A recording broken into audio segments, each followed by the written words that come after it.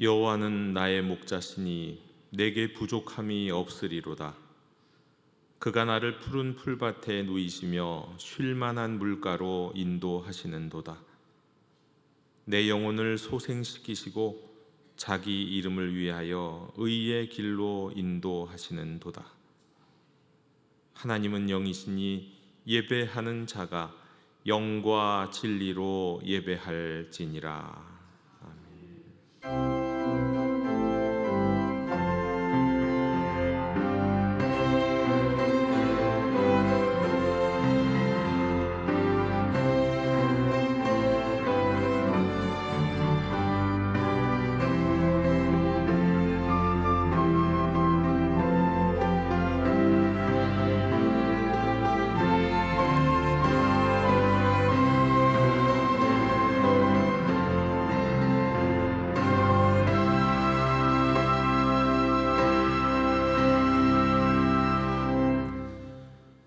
거룩하신 하나님 아버지, 저희를 이 자리에 부르신 주님의 은혜를 찬양합니다. 주의 부르심에는 후회가 없음을 믿습니다. 모세를 부르셨을 때 그는 혈기왕성한 젊은이가 아닌 노인이었음에도 주의 손에 붙들리니 민족을 이끄는 지도자가 되었고, 여호수아를 부르셨을 때 그는 모세의 종이었으나 주의 말씀에 순종하니 하나님의 종이 되었습니다. 오늘 우리도 그 부름을 입은 자들로 이 예배의 자리에서 다시금 주님의 음성을 듣고자 합니다. 저희들의 연약함에도 불구하고 내가 너를 택하였다, 너는 내 것이다 하시는 말씀을 붙듭니다. 주님, 이 예배를 통해 저희가 받은 부르심과 사명을 새롭게 확인하게 하옵소서. 세상의 소리에 흔들리지 않고 사람의 시선에 주저하지 않고 오직 주님의 부르심 앞에 굳게 서게 해 주시옵소서. 성령님, 이 시간 우리의 마음을 열어 주시옵소서. 말씀을 통해, 찬양을 통해, 기도를 통해 우리를 향한 하나님의 뜻을 분명히 알게 하시고 그 뜻에 순종하는 결단의 예배가 되게 해 주시옵소서. 예수 그리스도 이름으로 기원하옵나이다. 아멘. 다 같이 자리에서 일어나셔서 경배의 찬양을 함께 부르시겠습니다.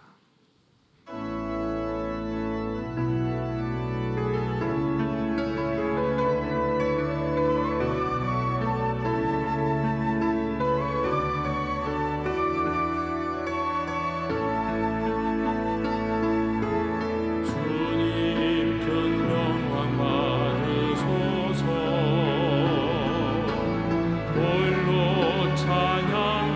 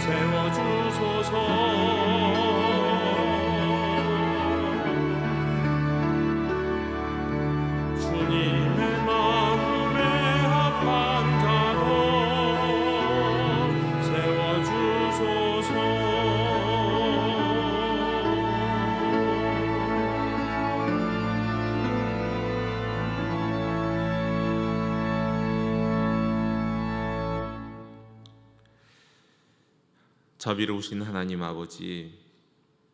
아버지께서는 독생자까지도 아끼지 않으시면서 죄와 사망을 멸하시고 우리를 구원하시려 하셨건만 저희는 여전히 더럽고 추악한 죄를 모으고 쌓으며 살았습니다. 죄인들과 함께 어울려 먹고 마시며 방탕하게 지냈고 세상의 풍조에 밀려 하나님의 이름을 망령되이 부르며 믿음을 저버리고 살았습니다. 주님의 부르심이 분명히 있었음에도 저희는 믿지 못하였고 따르지 못하였습니다. 내가 너와 함께 하리라 하시는 약속을 들었으나 의심하며 주저했고 자기 길을 고집하며 외면했습니다. 그리하여 주의 나라와 의를 먼저 구하지 않고 세상의 욕망과 자기 만족을 쫓으며 살았습니다. 또한 하나님을 사랑하지 못하였고 무엇보다도 하나님처럼 사랑하지 못하였습니다. 말씀과 기도 가운데 하나님의 사랑 안에 머물지 못하였고 형제를 용납하지 못했고 이웃에게 자비를 베풀지 못했습니다. 차갑고 메마른 마음과 행동 가운데 살아왔음을 고백합니다. 주여 용서해 주시옵소서. 저희를 다시 일으켜 세워 주시옵소서. 부르심을 따라 나아갈 수 있도록 하나님을 더 사랑할 수 있도록 성령님 저희 삶에 임재해 주시옵소서. 주여 긍휼을 베풀어 주시옵소서.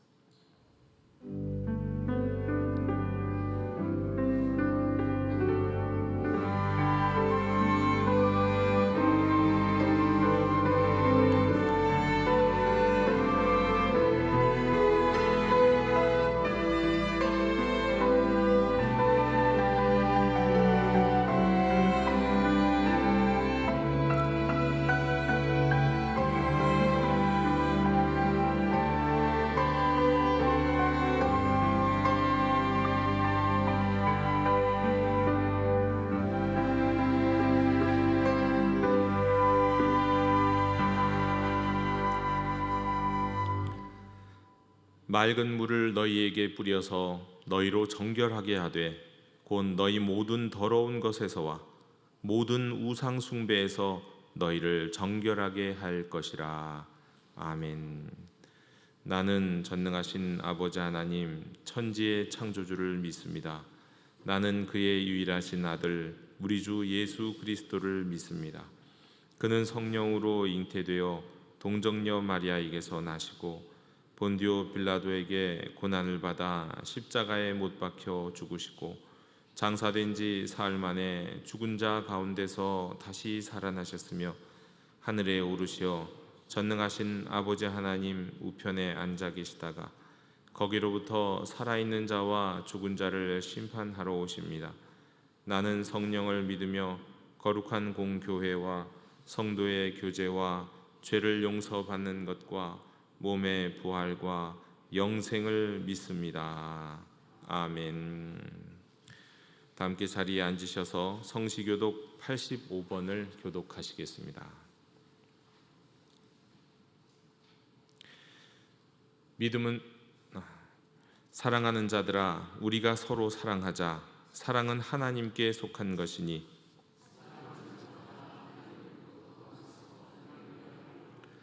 사랑하지 아니하는 자는 하나님을 알지 못하나니 하나님의 사랑이 우리에게 이렇게 나타난 바 되었으니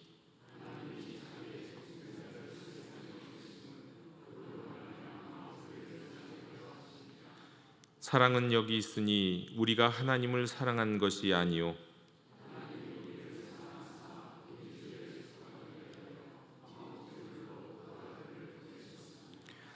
사랑하는 자들아 하나님이 이같이 우리를 사랑하셨은즉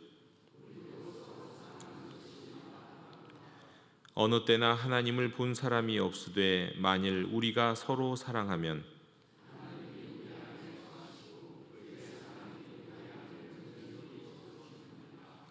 아멘.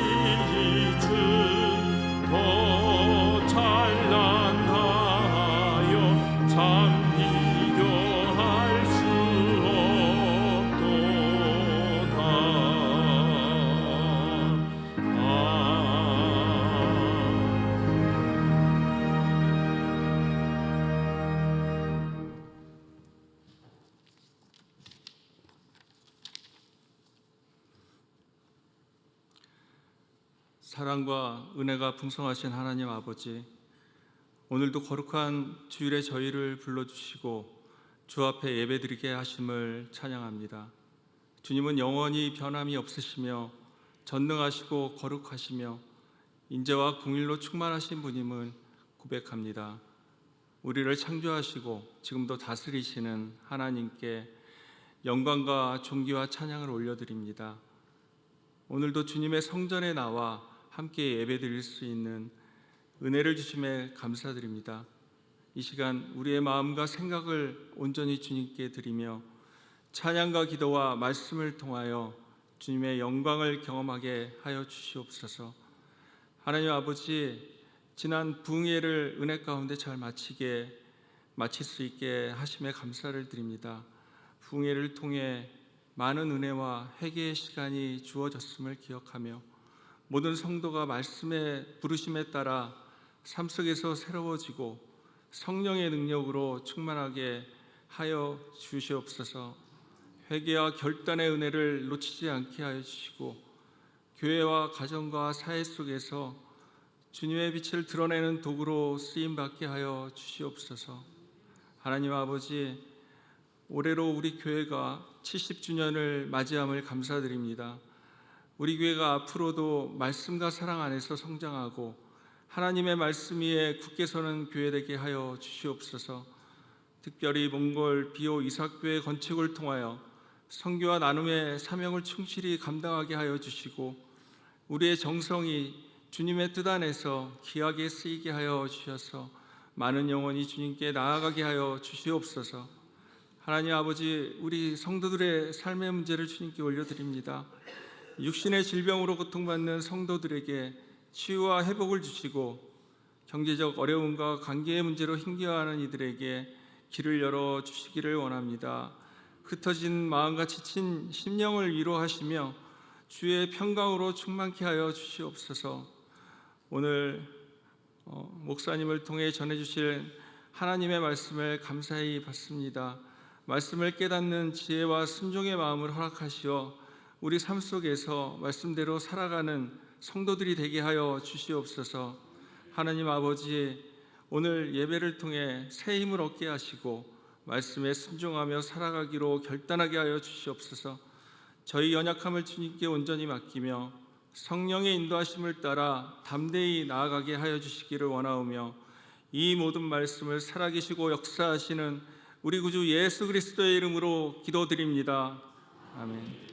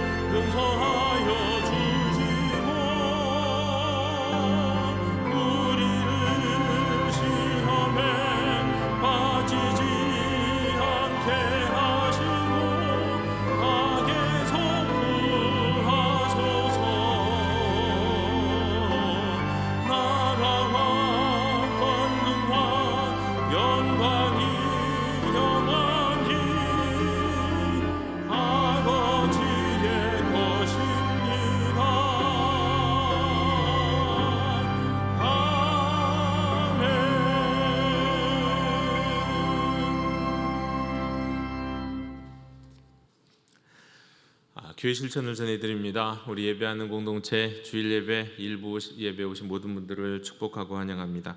오늘은 좀 알려드릴 내용들이 많이 있습니다. 일단 우리 가을 말씀 부흥회 은혜 가운데 잘 마쳤습니다. 우리에게 은혜를 베풀어 주신 말씀으로 은혜 베풀어 주신 하나님께 감사합니다. 우리 주님의 부르심에 응답하며 살아가는 우리 성도님들 되시기를 원합니다. 산상기도회 알려드립니다. 우리 산상기도회가 남녀 선교회 중심으로 이제 진행이 되는데 10월 3일 금요일에 있습니다. 추석 연휴가 시작하는 이제 첫날이지만 주일 전이기 때문에 우리 10월 3일 금요일에 오륜 비전 빌리지 가평에서 우리가 진행이 되겠습니다. 기억해 주시고 날짜 시간을 꼭 비워 주셨으면 좋겠습니다. 키즈케어가 운영이 되니까 우리 신청서 작성할 때 우리 함께 신청해 주시면 되겠습니다. 내일부터 우리 본당 잠옷실 공사가 진행이 됩니다. 아마 한 주일이 어쩌면 넘어갈 것 같습니다. 양해를 해주시고 우리 새벽 예배, 수요 기도회, 금요 기도회 또 다음 주일 예배까지는 좀 양해해 주시면 우리 저희 예배당 뒤에 사무실이 그 다음 주에는 완공될 예정입니다. 기억해 주시기 바랍니다. 9월 성경 공부 주일 클래스가 오늘부터 시작이 됩니다. 그리스도인과 가정 우리 김정종 목사님이 전교인 대상으로 하는 주일 성경 공부 클래스를 오늘과 다음 주 두 주간에 걸쳐 우리 오후 2시 청소년교회에서 예배당에서 진행을 하도록 하겠습니다. 하반기 성경 공부 주중 클래스가 이제 개강합니다. 많이 참여하셔서 하나님을 아는 지식이 더욱 풍성해지시기를 원하는데 오늘까지 신청해 주시면 좋겠습니다. 우리 화요반, 목요반 신작이 됩니다. 저 뒤에 신청하실 분들 신청서를 신청해 주시면 되겠습니다. 수요 남성 모임 개강합니다. 9월 17일 이제 이번 주간에 이제 개강을 하게 되겠습니다. 맛있는 성경 공부 성품 시리즈를 이어갈 텐데 전반기에 참석하지 못하신 분들도 후반기에 다시 한번 참석하셔서 우리 남성 성경 공부 또 나눔을 함께 깊이 이어갔으면 좋겠습니다. 우리 성경 공부 이것은 수요일 7시 30분 청소년교회 예배당에서 진행이 되겠습니다. 블레싱 실버 주일학교 가을 학기가 개강합니다. 오늘부터입니다. 오늘 1시 30분 우리 지하 1층 기도실에서 실버 주일학교 개강하니까 아직도 참석하지 못하신 분 용기를 내셔서 우리 대상이 되시는 분들은 참석하시면 참 은혜로운 시간이 되시겠습니다. 많은 분들이 정말 정성껏 준비했습니다. 더 나은 부모 5기를 모집합니다. 자세한 것은 우리 QR코드를 활용하시면 되겠고 온라인으로 이번에는 많이 진행이 된다는 것을 기억하시면 되겠습니다. 교육자 동정 한 가지 알려드리면 우리 나강수 목사님이 이제 지난달에 수술을 하셨는데 이제 회복할 수 있는 좀 긴 시간을 우리 당회원들께서는 긴 시간을 좀 드렸으면 좋겠다 해서 또 오랫동안 우리 수고하셨기 때문에 좀 길게 11월 말까지 장기 휴가를 갖게 되셨습니다. 그 밖에 이제 교구라든가 이런 내용들을 우리 다른 교육자들이 다 대신해서 하도록 하겠습니다. 우리 쾌유를 위해서 여러분 기도해 주시기를 부탁드립니다. 교우동정 우리 축하합니다. 우리 박솔양이 오는 9월 20일 우리 박형록 집사님의 따님이십니다. 우리 박형록 집사님 여기 계신데요. 9월 20일 토요일에 결혼합니다. 많은 축복의 발걸음 부탁드리고 또 기도해 주시기를 부탁드립니다. 재직회가 오늘 3부 예배 후에 있다는 것도 알려드립니다. 이상으로 우리 교회 실천을 모두 전해드렸습니다. 이제 다 함께 자리에서 일어나시면서 평화 인사를 우리 함께 나누시겠습니다. 주님의 평화를 빕니다. 주님의 평화를 빕니다.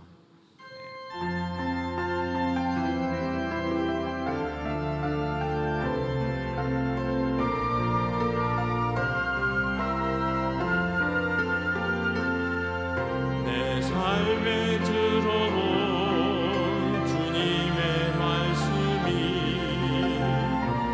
내게 빛이 되시니 내 삶의 어두운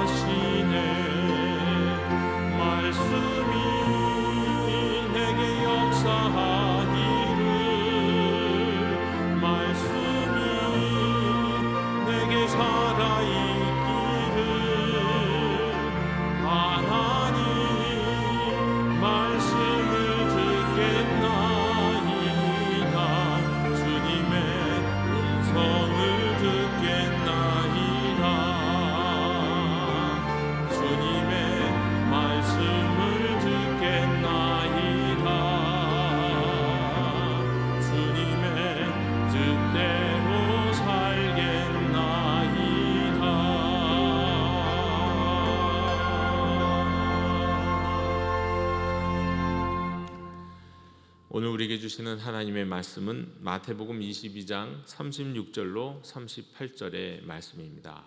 하나님의 말씀을 경청하십시오. 선생님, 율법 중에 어느 계명이 크니이까? 예수께서 이르시되 내 마음을 다하고 목숨을 다하고 뜻을 다하여 주 너의 하나님을 사랑하라 하셨으니 이것이 크고 첫째 되는 계명이요. 아멘. 자리에 앉으시겠습니다.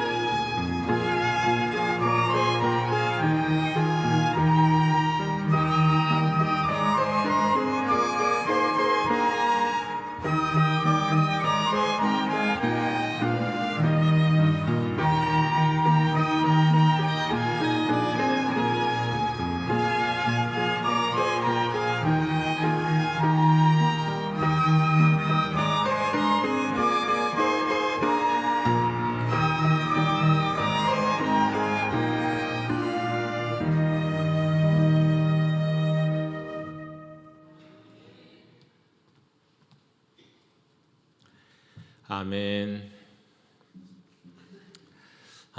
여러분의 MBTI는 무엇입니까?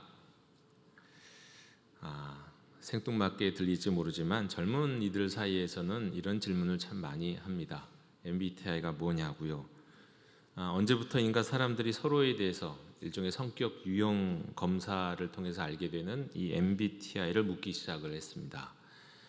자신의 MBTI가 무엇이냐를 아는 것에 대한 관심과 더불어서 상대방의 MBTI가 무엇인가를 아는 것이 이 대화를 풀어가는 데 굉장히 도움을 주고 또 상대를 파악하는 데 굉장히 도움을 주기 때문입니다. 이게 하나의 유행처럼 젊은이들 사이에서 많이 서로 묻고 또 그래서 요즘은 직장에 취직을 할 때, 취업을 할 때도 이 MBTI 검사를 하고 나누는 일들이 종종 있습니다. 근데 이런 것처럼 일종의 유행과도 같이 예수님 시대에는 특별히 랍비들 그리고 뭔가 좀 말씀을 갖고 이야기하기 좋아하는 사람들, 이런 사람들끼리 질문을 서로에게 던지는 질문, 유행과 같은 질문이 있었습니다. 그게 바로 율법 중에 어느 계명이 크다고 생각하십니까? 라는 질문입니다. 당신은 구약 성경에 있는 여러 계명들이 있는데 그 주 계명 중에 어떤 계명을 최고의 계명으로 생각하느냐? 이 질문을 던지면 이 질문을부터 함께 서로 공유하는 것도 있고 이 사람이 어떤 사람인지 아는데도 굉장히 큰 도움이 되는 그런 이제 유행되는 유행과 같은 질문, 그것이 바로 오늘 선생님 율법 중에 어느 계명이 크니까? 라는 이 질문에 담겨져 있는 겁니다. 그런데 예수님 뭐라고 대답하셨습니까? 이 질문에 10계명에 나와 있는 것은 아니지만 10계명이 가리키는 바요, 이스라엘 백성들이 날마다 읊조리고 있는 쉐마의 말씀을 그냥 그대로 인용하셨습니다. 너무나도 일반적인, 너무나도 쉬운, 어떤 사람의 경우에는 특별한 대답을 기대했을지 모르겠지만 그냥 모두가 인정할 만한, 두말할 필요도 없는 그런 대답을, 평이한 대답을 하셨어요. 여러분, 진리는 대단히 특별한 게 아닙니다. 그래서 가끔 목회자들끼리 그런 이야기, 또 신학교에서 그런 얘기를 들을 때도 있습니다. 너무 많은 다양한 이야기들을 목회자들이 설교하고 있다. 단순한 이야기, 진리는 간단한데 말이죠, 너무 지적인 호기심만 만족시켜주는 설교를 하고 있는 것 아닌가, 뭐 이런 얘기들입니다. 예수님은 아주 단순한 대답을 하셨어요. 하나님을 사랑하는 것, 그것이 첫 번째 계명이다.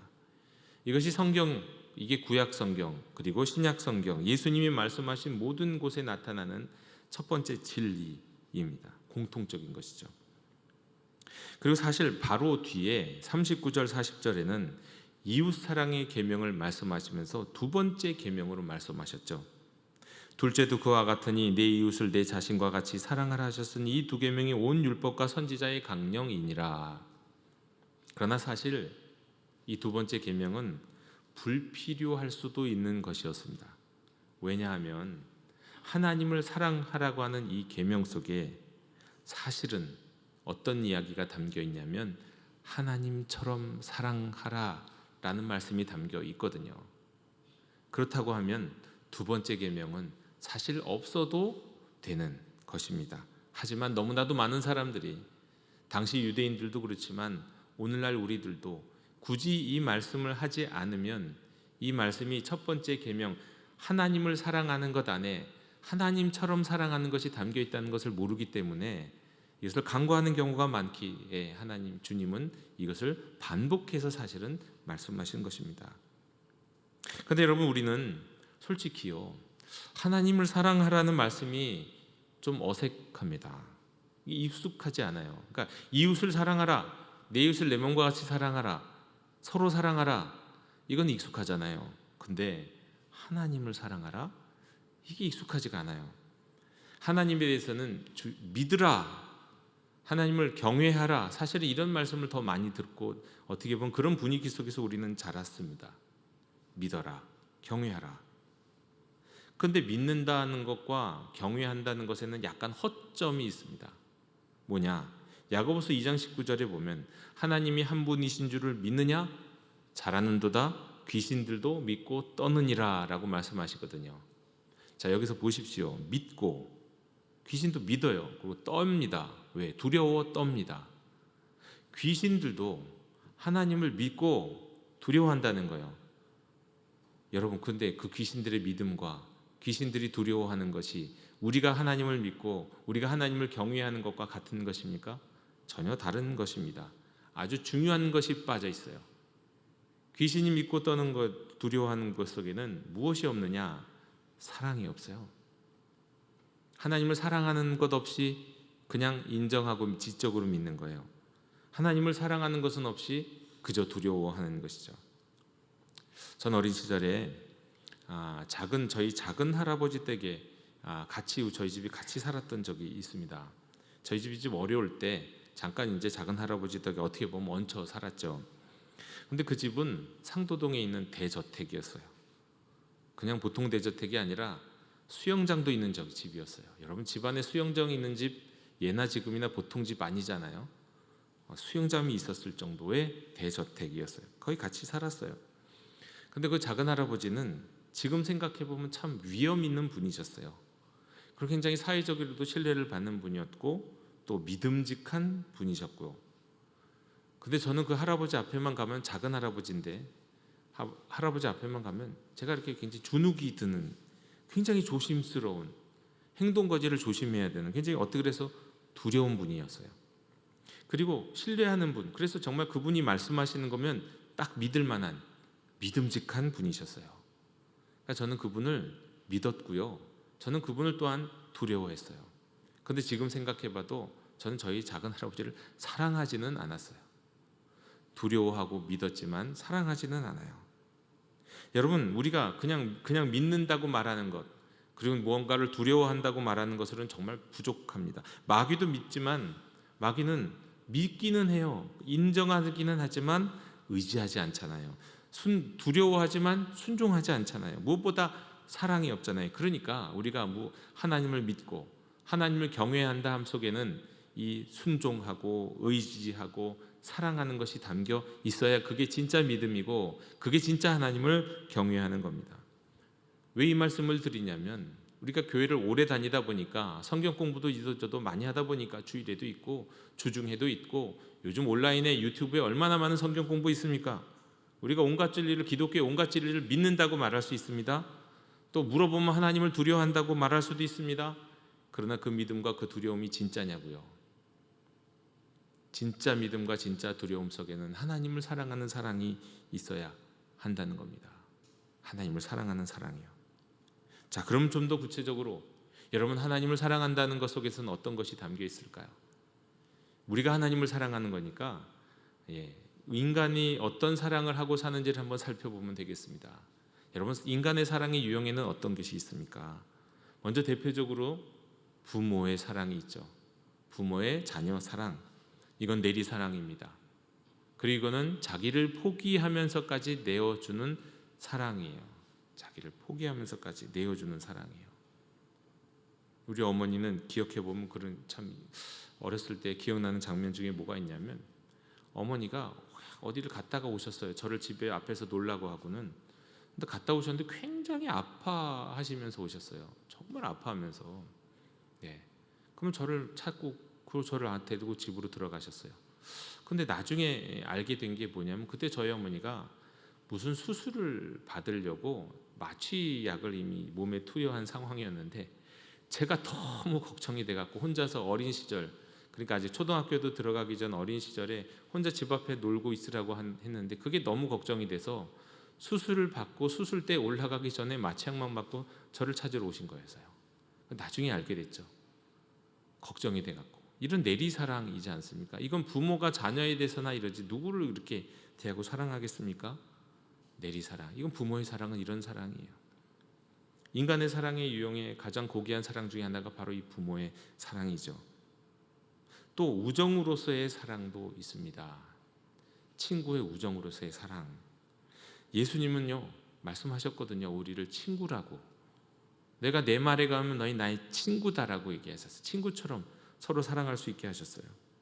저는 친구가 뭐 많지 않습니다. 오래된 친구가 그렇게 많지는 않은데 한 친구는 그 어머니가 돌아가시기 전에 저를 손을 꼭 붙잡고 평생 좀 형제처럼 우리 아들 남은 외아들 하나 남은 아들 좀 대해주라고 친구가 되어주라고 제 손을 꼭 잡고 그러셨어요. 그런 친구의 어머니가 계셨어요.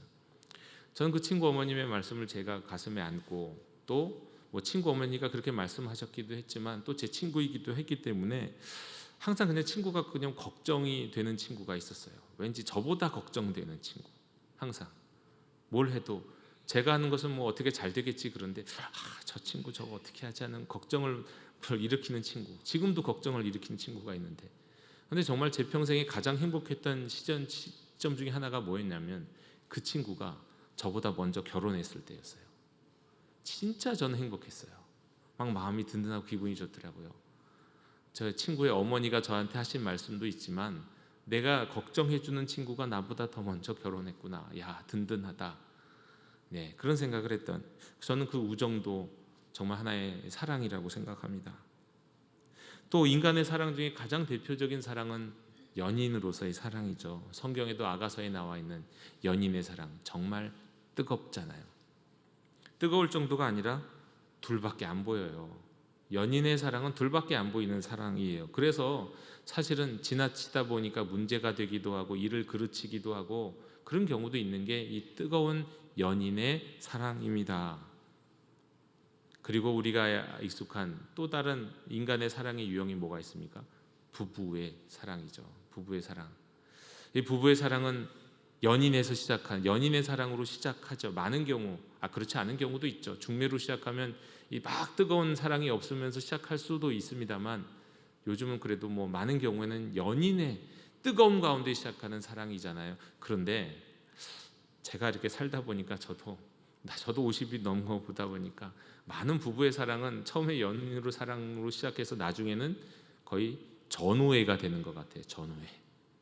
같이 산전수전 겪으면서 별별 거 다 겪으면서 이 전우애야. 내 전우야. 내 남편은 내 아내는 연인이라기보단 그는 전우 같은 느낌. 근데 그것도 좋은 거죠. 그것도 나쁜 거 아니고 훌륭한 겁니다. 그러니까 인간의 사랑은 그런 사랑의 모습들이 있잖아요. 네. 한 교수님이 실제로 이 수업 중에는 꼭 이런 과제를 내는 교수님이 계셨어요. 이제 신학교였던 것 같긴 한데, 자, 지금부터 여러분 10분간 대상이 있건, 그러니까 여러분이 뭐 저기 뭐 연인이든 아니든 대상이 있건 아니면 없건, 없으면 만들어서라도 친한 여러분이 할 수 있는 최고의 고백이 담긴 연애 편지를 한번 써보십시오. 그 숙제를 항상 그 수업 시간 마지막이든 언제든 꼭 하는 교수님이 있었어요. 10분 동안. 다만 누구에게 쓰는지는 비워두세요. 그 자리는 빈칸으로 하세요. 그래서 자, 지금부터 10분 동안 한번 써보세요 하고는 시간을 줍니다. 그럼 자기 연인을 생각하면서 쓰기도 하고, 아마 과거에 생각했던 과거의 연인을 생각할 수도 있고, 한 번도 연인이 없어봤지만 그래도 한번 상상을 해보면서 사랑의 고백을 담아 써봤어. 그래서 이제 학생들이 10분 동안 열심히 썼어요. 그리고 교수님이 마지막에 뭐라고 했을까요? 자, 누구에게 쓰는 편지 2, 거기다가 하나님이라고 쓰세요. 그래서 학생들이 하나님께 쓰는 자기가 쓴 연애 편지가 하나님께 쓰는 연애 편지라고 생각은 안 했는데, 하나님께 쓴 연애 편지라고 생각하고 그 편지를 다시 읽어보니까 이게 놀라운 거예요. 그럴 수도 있구나. 이럴 수도 있구나. 하나님께 이렇게 사랑을 고백할 수도 있구나. 그때 처음 알게 된 거죠. 여러분, 우리가 하나님을 사랑한다고 하는 것은 우리가 인간의 사랑들이 이런 모습들이 있으니까 이 모든 것을 다 합한 것이라고 할 수도 있고, 그 합한 것에 더하여 알파라고 할 수도 있을 겁니다. 자, 조금 더 구체적으로 여러분, 우리가 하나님을 사랑한다는 것, 인간의 사랑이 이런 모습이 있지만 조금 더 구체적으로 여러분, 우리가 하나님을 사랑한다는 건 어떻게 사랑하는 것일까요? 첫 번째, 하나님께 주의를 기울이는 것입니다. 그것이 하나님 사랑의 첫 번째입니다. 부모와 연인의 사랑의 특징이 뭡니까? 주의를 기울이는 거예요. 자녀밖에 안 보이잖아요. 사랑하는 자식, 내 자식밖에 안 보이죠. 연인 사이에서도 내 연인밖에 안 보여요. 지나갈 때 정말 뭐 텔레비전에도 나오는 정말 최고의 모델이 정말 이쁘고 정말 잘생긴 배우가 지나가도요, 사랑할 때는 내 연인밖에 안 보이고요, 수많은 아이들이 운동장에서 뛰어놀고 있어도 내 자식밖에 안 보이잖아요. 그게 집중하게 되는 거예요. 주의를 기울이게 되거든요. 사랑의 첫 번째, 하나님을 사랑하는 첫 번째는 하나님께 주의를 기울이는 겁니다. 부모와 연인의 사랑처럼 하나님과의 관계에 머무는 거고요, 집중하는 거예요. 이것을 위해서 하나님이 우리에게 주신 선물이 3가지가 있어요. 하나님께 주의를 집중하게 하시기 위해서 우리에게 주신 선물 첫 번째가 바로 기도죠.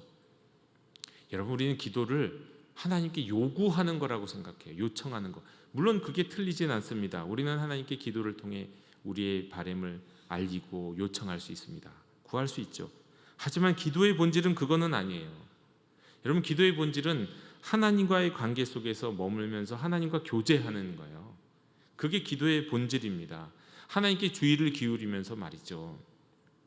근데 많은 성도님들이 친구들과 수다를 떠는 건 몇 시간 동안 하면서 하나님께 기도하는 건 5분도 어려워하죠. 왜 그럴까요? 기도가 하나님과 교제의 기도가 되지 못하기 때문이에요. 하나님께 내 바람도 알려드리고 내 마음도 토로하지만 주님과 앞에서 주님의 임재 가운데 거하면서 머물면서 주님께 집중하는 게 기도인데, 그게 참 어려워요. 근데 기도가 바로 하나님께 우리의 주의를 집중할 수 있도록 하나님 우리에게 주신 선물입니다. 기도하는 거예요. 하나님을 사랑한다면 기도합니다. 또 예배요. 두 번째는 예배죠. 예배. 지난번 독일에 갔을 때도 이 주보 하나를 받아왔는데 그 주보에 그렇게 써 있더라고요. 고테스디엔스트. 그게 예배라는 뜻. 독일어에는 예배예요.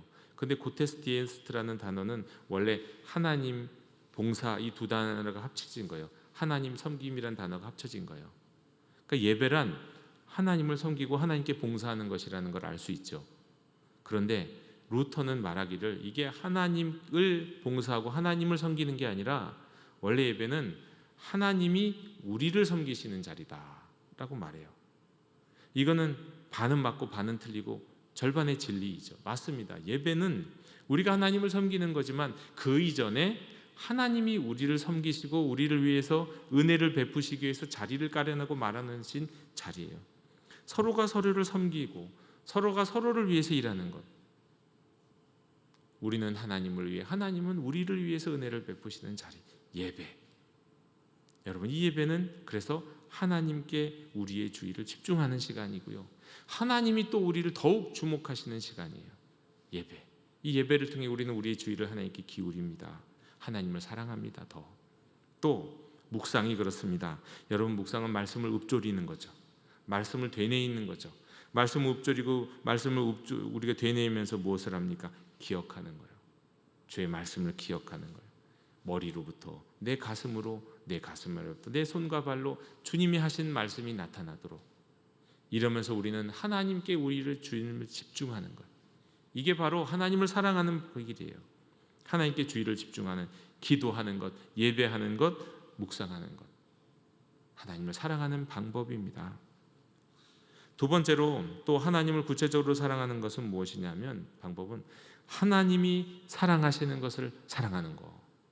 그게 하나님을 사랑하는 거예요. 하나님이 사랑하시는 것. 사람은, 인간에게는 그러기 참 어렵죠. 내 배우자가 사랑하는 걸 나도 같이 사랑할 수 있을까요? 생각이 다른데요, 기호가 다른데요, 타고난 게 다른데 어떻게 그럴 수 있냐고요. 하지만 어느 정도는 그렇게 되잖아요. 내 자녀가 관심이 많은 거는 저도 관심을 갖게 돼요. 저희 애가, 둘째가 중학생인데 요즘 중학생들이 관심 많이 갖는 것 중에 하나가 자전거. 남자애들이 자전거에 관심이 많아요. 저희 집엔 분명히 자전거가 있거든요. 근데도 얘는 맨날 자전거 보면서 보여줘요. 더 좋은 자전거를 보여주고, 나 절대 안 사줘, 너 우리 집 자전거 이미 있어. 그런데도 계속 자전거 그러니까 저도 자꾸 자전거를 쳐다보게 돼요. 지나가면서 다른 애들은 무슨 자전거를 탔나. 여러분, 사랑하는 사람이 관심을 갖는 것을 저도 관심 갖게 되는 겁니다. 원래가 그런 것처럼요, 하나님이 사랑하시는 것을 사랑하는 것, 그게 하나님을 사랑하는 방법이에요. 요한복음 3장 16절에 하나님이 세상을 이처럼 사랑하사 독생자를 주셨어요. 하나님이 세상을 사랑하셨어요. 하나님이 무엇을? 세상을 사랑하셨잖아요. 우리가 사랑하는 하나님이 세상을 사랑하세요. 그러면 우리도 세상을 사랑해야겠죠. 그 세상에 무엇이 포함됩니까? 사람, 모든 하나님 만드신 피조물, 이 모든 것, 하나님이 창조하시고 보시기에 좋았다고 했던 그 모든 것이 다 세상이 포함이 되는 거죠. 그러니까 하나님이 사랑하시는 것을 사랑하는 게 하나님을 사랑하는 방법이에요. 또 구체적으로 성경에 보면 잠언 14장 31절, 가난한 사람을 학대하는 자는 그를 지으신 이를 멸시하는 자요, 궁핍한 사람을 불쌍히 여기는 자는 주를 공경하는 자니라. 왜? 가난한 사람은, 궁핍한 사람은 하나님을 사랑하시는 사람이에요. 그러기에 우리가 가난한 사람을 사랑해야 되고, 그러기에 우리가 궁핍한 자를 사랑해야 하는 거예요. 하나님이 저를 사랑하시기에, 하나님의 마음에 저가 들어있기에 우리는 사랑하는 겁니다. 하나님이 사랑하시는 것을 사랑하는 게 하나님을 사랑하는 방법이에요. 세 번째로 하나님께 중심을 두는 삶을 사는 것입니다. 하나님 중심의 삶을 사는 거예요. 하나님 중심의 삶. 루터는 말했습니다. 우리가 마음 쏟는 대상, 우리가 가장 소중히 여기는 그것이 너의 신이라고요. 이것 없으면 나는 절대 못 살 것 같아. 난 이것 때문에 슬프고, 이것 때문에 행복하고, 이것 때문에 불행하다. 그것이 너의 신이라고요. 가장 소중히 여기는 그것이 너의 신이다. 여러분, 무엇 때문에 행복하십니까? 무엇 때문에 죽겠습니까? 무엇 때문에 불행하신가요? 그게 여러분이 가장 소중히 여기는 그것인데요, 그것이 당신의 신이라는 거, 하나님이라는 거예요. 어떤 사람에겐 그게 돈일 겁니다. 어떤 사람에게는 그게 자신의 명예일 거예요. 어떤 사람에겐 자신의 가족일 수도 있고 자녀일 수도 있고요. 그것 때문에 죽고 살겠다 싶은 그것이 당신의 신이라는 거예요. 그런데 루터는 말합니다. 우리 믿는 사람들은 하나님이 바로 그분이어야 한다고요. 하나님이 우리가 가장 마음 쏟는 대상이요, 하나님이 우리가 가장 소중히 여기시는 분이어야 한다고요. 그게 하나님을 사랑하는 방법이에요. 그게 하나님께 중심을 두는 삶이에요. 폴틸리라는 신학자는 말하기를 인간은 세 가지 방식으로 살아가는데요. 하나는 자율적인 삶이 있고요. 또 하나는 타율적인 삶이 있고요. 또 하나는 신율적인 삶이 있대요. 자율적인 삶이라는 건 뭐냐면 자신의 자아가 중심이 되는 삶이에요. 자율적인 거 좋은 것 같죠? 근데 이제 이 의미는 또 다른 의미가 있어요. 자아가 중심이 되는 삶이에요. 자아가 가장 소중한 삶이죠. 타율적인 삶은 다른 사람, 다른 생각, 다른 세상의 이야기, 이념, 세상에서 돌아다니는 이야기가 세상 사람들의 가치가 그 사람을 움직이는 삶을 사는 거예요. 타율적인 삶이에요. 틸리는 말합니다. 자율적인 삶과 타율적인 삶은 다 우상숭배라고요. 우리는 신율적인 삶을 살아야 돼요. 하나님이 움직이시는 사람이요. 하나님 중심으로 하나님의 이끌림 받고 하나님에 의해서 가고 멈추는 삶을 살아야지. 그게 신율적인 삶이라는 거예요. 여러분, 하나님을 사랑하는 방법은요, 하나님께 중심을 두고 사는 것입니다. 모든 관심을 말이죠. 그리고 네 번째로 하나님을 사랑하는 방법은 하나님처럼 사랑하는 겁니다. 하나님처럼. 여러분, 하나님처럼 사랑하는 건 어떤 것일까요? 하나는 첫 번째는 자비, 긍휼의 모습으로 사는 거예요. 사랑하는 거예요. 성경에서 우리 하나님은 말씀하셨어요. 누가복음 6장 36절, 너희 아버지의 자비로우심 같이 너희도 자비로운 자가 되라. 하나님의 성품이에요. 하나님이 그러신 것처럼, 하나님이 우리를 향하여 자비로우신 것처럼, 하나님이 그렇게 사랑하시는 것처럼 우리도 사랑해야 돼요. 자비로워야 돼요. 여러분, 자비, 이걸 헬라어는 자비고 이 히브리어에서는 이건 긍휼이라는 단어로 또 번역이 되는 이 말은 뱃속의 자녀를 향한 어머님의 마음이에요. 이게 자궁이라는 의미가 있어요. 뱃속의 자녀를 향한 엄마의 마음, 이게 자비예요. 이게 긍휼이에요. 그러니까 세상을 뱃속에 있는 내 아이 태아를 사랑하는 그 엄마의 마음과 심정으로 사랑하는 거, 그게 자비이고 긍휼이고 하나님이 우리를 그렇게 사랑하세요. 근데 이것이 또 다른 영어로 번역하면 이게 바로 컴패션이잖아요. 우리가 컴패션, 이 컴패션, 이 기구를 통해서 우리가 인도네시아의 158명의 어린 자녀들을 양육하잖아요.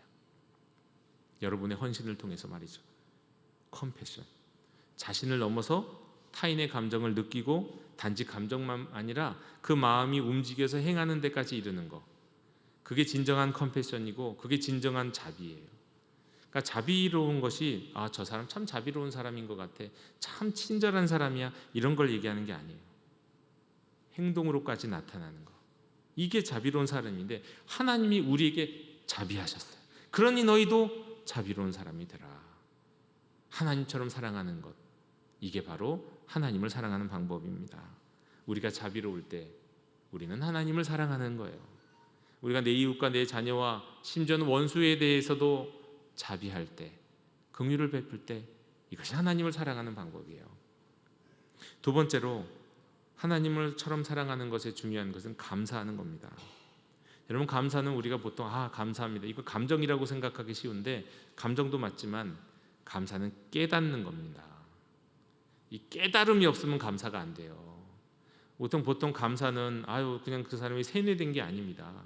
감사는 그냥 그런 마음으로 사는 게 아니라 깨달음이 있을 때 진정한 감사가 나오는 거예요. 하나님의 선물을 받고 이게 하나님의 선물이다, 내가 갖고 있는 것이 아니라 하나님이 내게 베풀어 주신 은혜다라는 깨달음이 있을 때 우리는 감사하게 되는 거예요. 이건 강요로 되지 않습니다.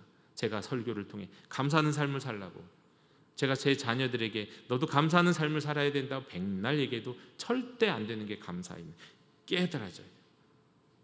그런데 이 깨달음도 하나님의 은혜죠. 감사. 이 감사는 왜 필요하냐면, 여러분, 감사하는 사람만이 자비할 수 있기 때문이에요. 감사하지 않는 사람이 자비로운 사람을 본 적이 없어요. 감사할 줄 모르는 사람이 다른 사람들에게 긍휼을 베푸는 사람을 본 적이 없어요.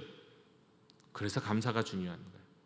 이것이 하나님이 내게 베풀어 주신 선물이요, 나에게 아무런 자격도 없는데 하나님이 나에게 마치 정말 어느 날 큰 선물을 주시는 것처럼 내게 큰 은혜를 주셔서 내 삶에 이런 일이 이루어졌습니다라고 깨닫고 감사할 수 있는 사람이어야 하나님 아버지의 마음으로 자비를 베풀 수 있고 긍휼을 베풀 수 있거든요. 이웃에게 말이죠. 그래서 하나님처럼 사랑하기 위해서는 자비로워야 하고 감사할 줄 알아야 돼요. 그리고 마지막으로 하나님처럼 사랑하는 것 중에 한 가지가 뭐냐면 의외겠지만 이겁니다. 용기예요. 자유함 가운데 용기. 여러분, 하나님처럼 사랑하는 사람은 용기가 있습니다. 모든 강압과 억압과 위협으로부터 자유함 가운데 용기, 담대함을 보여줘요. 이게 하나님께 중심을 둔 사람의 특징이에요. 왜? 하나님께 내 삶의 중심을 두었기 때문에 두렵지 않은 것은 아니지만 내 삶의 중심이신 하나님의 말씀과 인도하심대로 내가 행동하게 되는 거예요. 가장 대표적인 사람 디트리 보네퍼가 나치의 위협, 히틀러의 위협 앞에서 용기 있게 행동했어요. 죽음 앞에서도 두려워하지 않았잖아요. 감옥에서 사형장으로 끌려가는 과정 속에서도 간수가 저처럼 용기 있고 담대한 사람을 본 적이 없다고 그러잖아요. 죽음 앞에서도 용기가 있어요. 하나님께 중심을 둔 사람이기 때문에. 그 용기가 어디서 나왔습니까? 하나님께 중심을 두고 나왔는데 그가 왜 그런 일을 했을까요? 많은 독일인들과 전 세계인들을 사랑하는 마음으로, 긍휼하는 마음으로 하나님처럼 그들을 세상을 사랑했기 때문에 이 일을 행할 수가 있었어요. 또 마틴 루터 킹 목사님, 얼마나 많은 암살의 위협이 있었는지 모릅니다. 그리고 결국 그분은 암살당했어요. 하지만 결코 굴하지 않아요. 흑인들의 인권, 평등, 인종차별을 넘어서는 이 평등을 위해서 나아가는 그 길은 하나님이 기뻐하시는 일이요, 하나님을 사랑하는 방법이었어요. 그래서 그에는 하나님께 중심을 둔 삶을 살았기에 날마다 총 맞을 위협 앞에서도, 죽음 위협 앞에서도 두려워하지 않았어요. 그리고는 순교했어요. 총 맞고 말이죠. 그리고 오스카 로메로라는, 사실은 이 가톨릭 신부 주교도 마찬가지예요. 끊임없는 독재자의 위협, 그러나 그 독재에 대한 대항, 저항, 계속해서 살해받고 죽을 것이라는 위험이 있었지만 굴하지 않았어요. 하나님이 사랑하시는 이 세상, 이 사람들을 편에 내가 서야 한다라고 생각하고 계속 그 편에 섰고 결국 그도 죽어요. 순교자가 되는 거죠. 여러분, 하나님처럼 사랑하는 사람은 그래서 용기가 있습니다. 감사하고 자비를 베푸는 사람이 될 뿐만 아니라 주님이 그 안에 함께 하시기 때문에 세상 누구도 알 수 없는 용기, 담대함을 갖는 사람이 됩니다. 여러분, 참으로 자비로운 사람은, 세상에 대해서 긍휼히 여기는 사람은 용기를 내게 되는 거예요. 악에 대해, 그러나 한 가지 아십시오. 악에 대해서는 분노하지만요, 사람은 미워하지 않습니다. 우리 주님이 그러셨잖아요. 악에 대해서는 미워하고 그러나 사람은 사랑하는, 그것이 우리 주님의 사랑이었습니다. 여러분, 하나님을 사랑한다는 거, 그건 결국 하나님처럼 사랑한다는 거예요. 그런데 이것이 내 힘으로 될까요? 우리 일평생 하나님 사랑하려고 노력했지 않습니까? 또 일평생 하나님처럼 사랑하고 싶지 않았습니까? 그런데 성경에서도 말씀합니다. 그거 내 힘으로 되는 건 아니라고. 스가랴 4장 6절에 만군의 여호와께서 말씀하시되 이는 힘으로 되지 아니하며 능력으로 되지 아니하고 오직 나의 영으로 되느니라. 여러분, 하나님을 사랑하는 것, 하나님처럼 사랑하는 것도 결국 알고 보면 내가 하는 것 아니에요. 오직 성령으로 하는 거예요. 하나님께 주의를 기울이는 거, 예배, 기도, 묵상, 하나님이 사랑하시는 것을 사랑하는 거, 하나님을 내 삶의 중심에 두고 사는 삶, 그리고 자비하고 감사하며 용기 있게 살아가는 거, 이거 머리로는 알 수 있지만 아무도 마음대로 되지 아니하는 거잖아요. 이처럼 되는 것도 하나님의 선물이고 성령의 열매인 줄로 믿으시기 바랍니다. 이거는 사실 알고 보면 성삼위 삼일체 하나님의 역사예요. 하나님 아버지는 부르십니다. 하나님을 사랑하는 삶으로 부르세요. 하나님처럼 사랑하는 삶으로 우리를 부르세요. 성자 예수님이 그 길을 우리가 걸어갈 수 있도록 그 길을 열어놓으셨어요. 활짝 열어놓으셨어요. 그리고 성령님이 감화와 감동으로, 인도하심으로 우리를 그 길로 나아가게 하시는 거예요. 그러니까 성삼위일체 하나님의 역사를 통해서 우리는 하나님을 사랑할 수 있고 하나님처럼 사랑할 수 있습니다. 우리 삼일체 하나님의 역사로 하나님을 진정 사랑하는, 더 깊이 사랑하는, 하나님처럼 사랑하는 우리 성도들이 다 되시기를 주님의 이름으로 축원합니다. 하나님 아버지, 하나님처럼 사랑하기를 원합니다. 우리 힘으로 되지는 않습니다. 하나님의 영으로 되는 줄로 믿사오니 연약한 저희들 성령 충만케 하셔서 하나님의 영의 은혜와 능력 가운데 하나님을 사랑하고 하나님처럼 사랑하는 저희들 되게 해 주옵소서. 예수님 이름으로 기도하옵나이다. 아멘. 이 시간 응답의 찬송 218장 부르시며 봉헌하시겠습니다.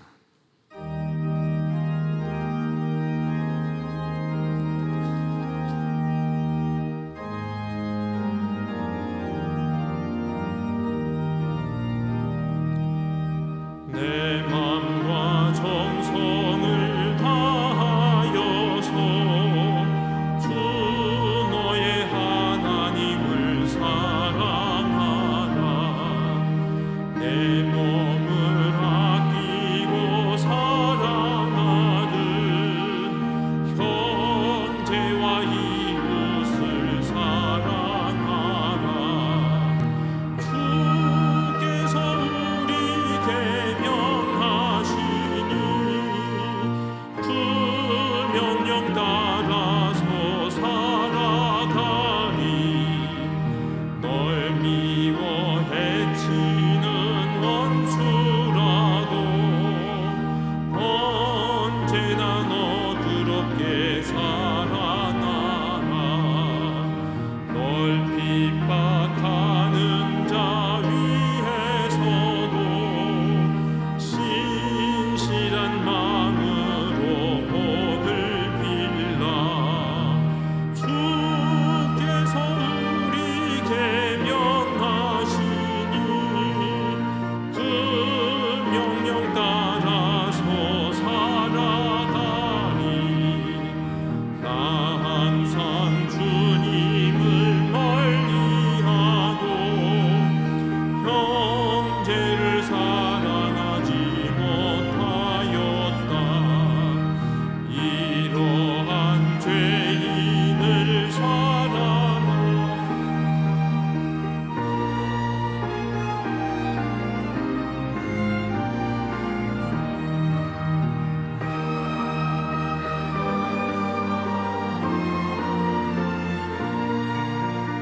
내 생명 다 바쳐 충성하리.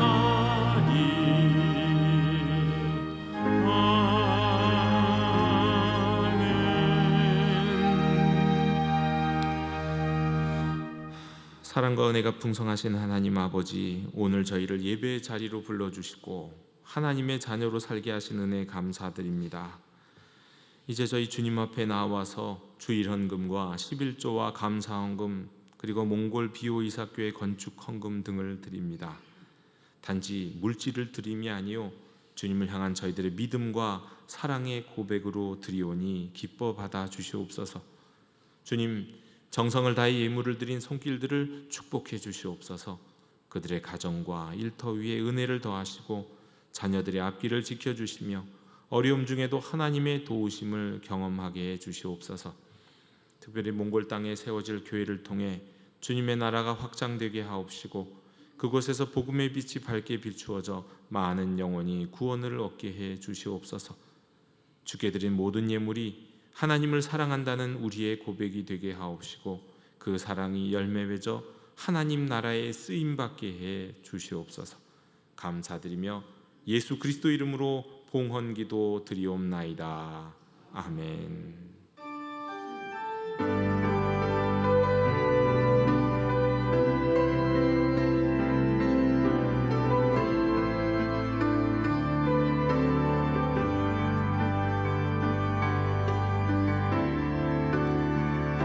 하나님 나의 예배가 담장 넘기를 나의 기도가 담장 넘기를